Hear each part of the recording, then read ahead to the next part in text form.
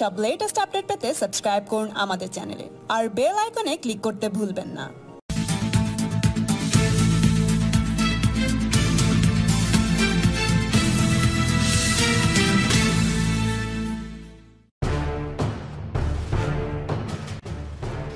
জাতীয় নাগরিকপঞ্জি বা এনআরসি তালিকা থেকে নাম বাদ গেলেও অসমের বাসিন্দাদের নাম ভোটার তালিকা থেকে বাদ দেওয়া হয়নি বলে জানিয়ে দিল নির্বাচন কমিশন।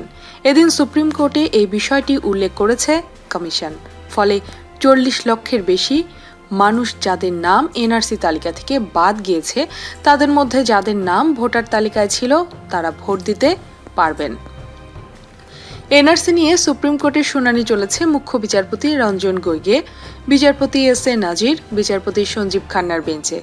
যাদের নাম এনআরসি তালিকায় নেই তাদের নিয়ে কি সিদ্ধান্ত গ্রহণ হবে তা আদালত জানতে চেয়েছে। চূড়ান্ত তালিকা 30 জুলাই 2019 সালে প্রকাশিত হবে। সুপ্রিম কোর্ট কমিশনকে 28 মার্চের মধ্যে রিপোর্ট দিতে বলেছে।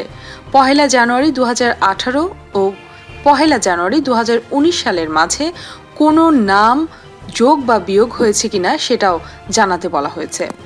উল্লেখ্য, জুলাই মাসে 40 লক্ষের বেশি মানুষের নাম অসমের নাগরিকপঞ্জি থেকে বাদ পড়েছে।